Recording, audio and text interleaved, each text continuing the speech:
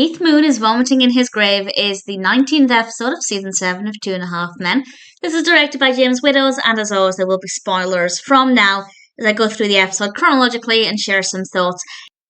It's a decent enough episode, not a lot happens, but it does introduce us to a new character, which I'm quite excited about, but I won't say too much about that. In fact, I'll say nothing about that other than what happens in this episode. But I guess the point there is that the episode itself isn't really that interesting, but introducing us to a new character is quite important, so it works well enough. And the episode starts off with Charlie at the piano, and we meet Jake's friend Eldridge Mackelroy, played by Graham Patrick Martin, and he's an interesting enough character. He's fine.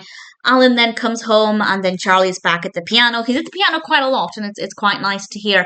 He's working on a song for a TV show, and then Jake and Eldridge are playing guitar and the drums, which obviously is noisy and it's not helping Charlie out, and then they decide to steal some beer, and the next thing we know, they're throwing up, which is a very quick lesson.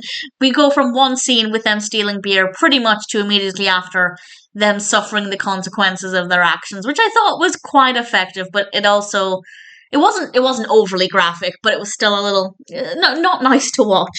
And it got worse because Charlie's back at the piano the following morning, and Berta comes out from Jake's room holding the wicker basket that Eldridge threw up in, kind of at arm's length, and it was not a nice thought, but it was a nice moment. Berta added some nice comedy to this episode. And then Eldridge's mother comes to pick him up. Alan answers the door, going to give her what for? How dare you let your son come over and steal my beer with my son? But he opens the door, realises she's beautiful, and is unable to say anything. And here we have the arrival of Lyndsey Mackelroy, played by the wonderful Courtney Thorne-Smith. And I won't say any more than, well, I'll say what happens in this episode, but I won't say any more about the significance of the character. But this episode definitely was just a vehicle to introduce her so we can then move forward with the character. So the episode itself maybe isn't the most fascinating, but it is a good introduction to the character. And she actually calls Alan later on. It's very clear that Alan was interested in her. Charlie made fun of Alan, and yeah, then she calls him, and the next thing we know, they're at the restaurant. We don't really get to spend that much time getting to know Lyndsey. All we know is that, like Alan, she is a single mother just trying to get by. But before we have any real chance to get to know anything else about her, they're in the toilet having sex. And, well, certainly they got along very well, which is quite important. And then we're back at the house in the final scene. Basically nothing has happened. Charlie played on the piano. Jake's friend stole some beer with Jake and they threw up. And then Alan met and had sex with Lyndsey very quickly, and that's basically where we end things. Alan comes home and tells Charlie to not mention this. He doesn't want Jake to find out. And then Jake sneaks back in the house after sneaking out. Well, he kind of snuck out, but then Charlie saw him.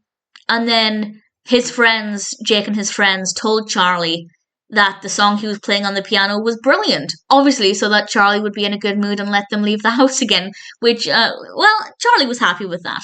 And of course, Jake sneaks back into the house, not wanting Alan to know. And then Charlie just has no idea what's going on. And it was a bit of a flat ending. It wasn't the strongest ending, but it wasn't terrible. So not a lot happens in this episode, but we get some nice piano playing.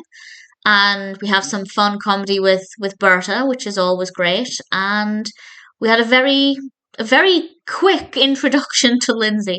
So I'm quite happy about that. And I'll say no more. On its own, it's fine. I wouldn't skip it. There's absolutely nothing wrong with the episode at all. It might not be the funniest, but there are moments that are quite funny. And as I said, the introduction to Lyndsey is certainly the main focus here. And I'm looking forward to talking more about the character as and when the time comes. And for now, I can say that it's a decent enough episode. In a way, it feels like a filler episode, but obviously by introducing Lyndsey, that's not quite the case. So it's a bit of a strange one, but absolutely nothing wrong with it. Moon is Vomiting in His Grave is ultimately a pretty enjoyable episode of Two and a Half Men.